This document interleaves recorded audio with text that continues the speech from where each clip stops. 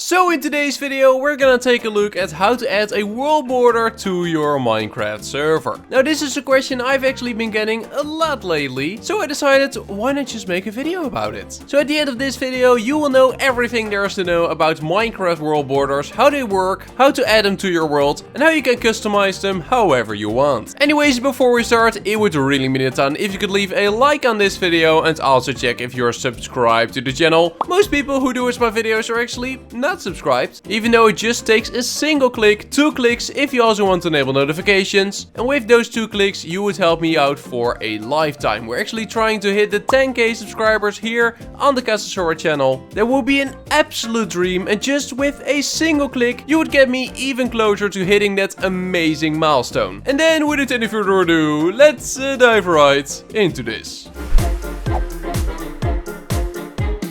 So 2 important things to know before we start actually setting the world border. First of all, you don't need a plugin for this to work. World borders are just in default Minecraft. So if you're playing in a default single player world or just in a vanilla Minecraft server, world borders will already be in your game. You don't need to add anything for it. But to make it even crazier, every single Minecraft world already has a world border. The default world size of a Java edition Minecraft world is 60 million by 60 million blocks, meaning that if you travel all the way to X 30 million, you will encounter a world border. Now while 60 million is the default size, we can actually change this. And I will show you how to do that. So the first thing we're gonna do is actually center our world border. So to center it, we're just gonna type /world border, then center, and then we can type the exact coordinates we want. So if we would do 0.0 and then once again 0.0, then the center of the world border would not change because it is already 0, But let's say you want the world border to be centered at 100,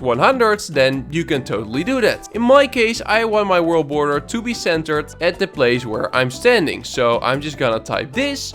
And now the world border will be centered at the exact place where I'm standing right now. So I'm now literally the center of the world. Now that the world border is centered around me, we're actually gonna shrink it because it's way too big for us to see and we actually want to see it. So let's type /world border again, but this time we're gonna type /world border set, and we're gonna set the world border to a size. So let's go for 100, meaning that one of the borders will be at X 50. So let's do 100 and then a time. So how long should the world border take to shrink from 60 million all the way to 100? Well, I'm just gonna type 1, which will be 1 second. And there we go. Second over, and we now got a world border. It's literally as easy as that. So now everything inside of this world border will actually be your Minecraft world. We can go outside it, we can't escape it, and if we would escape it, we would actually take damage. So the world border actually marks the end of the world, and if we leave it, then we will die, basically. Now that you die, that's just something that happens. But we can change how hard you die. So if, for example, I would go to game mode spectator, I would leave the world border,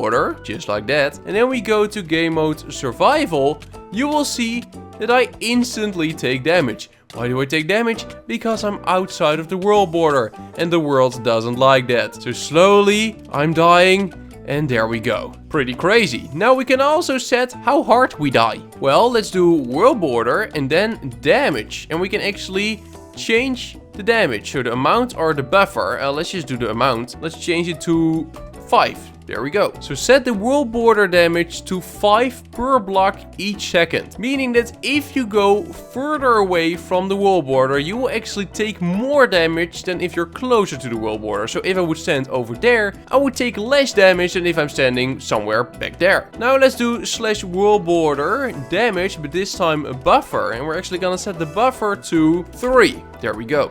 The world border damage buffer is 3 blocks, which actually means that if you're outside of the world border, for 3 blocks you won't take damage yet. So in theory we could stand there and then there. So we would already have escaped the world border, but still we won't take damage. But if we stand on the 4th block, after the world border, we will start taking damage. And how much damage? Well, we set it to 5, so we will actually take 5 damage. And then for the next block, it will be 10 damage. And then for the next block, it will be 15 damage. So you can imagine that we die pretty quickly that way. Now, what we can also do is set a warning. So, a warning, let's do a distance and then set the distance to 5. Oh, it is already on 5. Okay. Well, I'm gonna set it to 10. There we go. What is a warning? Well, a warning means that if we come closer to the world border, our screen will actually turn red. Now, I actually don't know how noticeable it is because I'm colorblind. I didn't know if you knew. I made a video on it a long time ago here on the channel.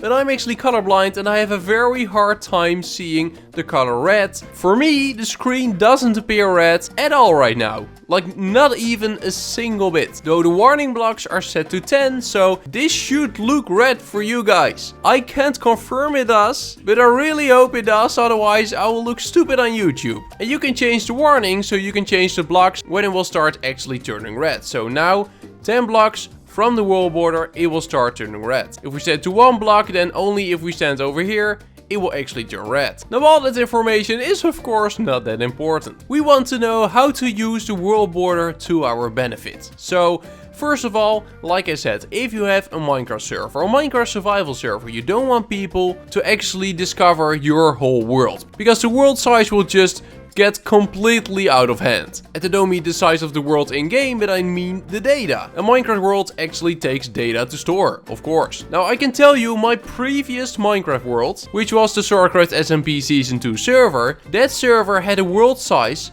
of almost 70 gigabytes. 70. That world border was set to 2 million by 2 million. So it was limited. It was a lot smaller than default. Hundreds of people went inside of the server, discovered the world, built stuff, and eventually at the end the server was about 70 gigabytes. Is that big? That's really big. And most Minecraft hosting companies won't even support it. Most Minecraft hosting companies have a limit of around 20 gigabytes or something. Which is actually one of the reasons I'm hosting the SoraCraft SMP server at the place I'm hosting it. Because they offer unlimited storage. Which is exactly what I need for a big survival server like SoraCraft SMP. So that's something you really want to do. You can also use this for a fun minigame, for example. So if I would do /world border and then set. And then we're gonna set it to 50, but then the time will be, let's say, 60. So that is 1 minute. Then the world border will shrink from 100 to 50 in a minute. There we go. Your minigame has started. So now, as you can see, the world border is shrinking. It's becoming smaller and smaller and smaller. Now, if we're in game mode survival and we stand over here, you can see that we'll actually get outside the world border and we will take damage. So we now have to make sure that we stay inside of the world border. Because if we go out of the world border and more than 3 blocks away from the world border, we will die. So you can actually make pretty cool minigames with this. I mean, you can let tons of people go inside of the world. You can let them survival, do whatever they want, and eventually the world border will start shrinking all the way to something like 1 by 1 block. And then the last one who survives wins? I mean, that could be pretty cool. I think it already exists. I think that's an existing game mode, yeah. There are so many possibilities with a world border. It's actually really nice to have. Now, one very important thing to know is if we go to the Nether, and like you can see, the world border will be just as big as in the overworld. The same thing goes for the end. So in every single world, the world border will be the same size. So if we do a world border set 100, or let's do 15 in 1 second. There we go. Now we're actually outside of the world border. Let's go through the portal. Let's wait for the world to load, and you will see that it has also changed inside of the overworld. So the world border will actually change size in every single world at the same time. That's very important to keep in mind. It's not like you can make the overworld really small and then the Nether and the end will be just very big. No, it will be small everywhere or big everywhere. It will just everywhere be the same size. which makes sense, but I think it's still important to note. And then guys, that will be it. This is how you add a world border to your Minecraft world. It's literally all that easy. So if you enjoyed watching this video, make sure to leave a like. If you're new to the channel, not subscribed yet, and you did enjoy the content, make sure to smash that subscribe button and click on the notification bell. You would really help me out by doing that, you actually would. And once again, we're trying to hit the 10k subscribers here on the KasaiSora channel, so clicking on the subscribe button would just be an absolute blessing. You would make my day. You actually would. You would make me be happy, KasaiSora. And then guys, that's all for now. Thanks so much for watching. Have a fantastic day. And then I will see you in the next one. Bye bye.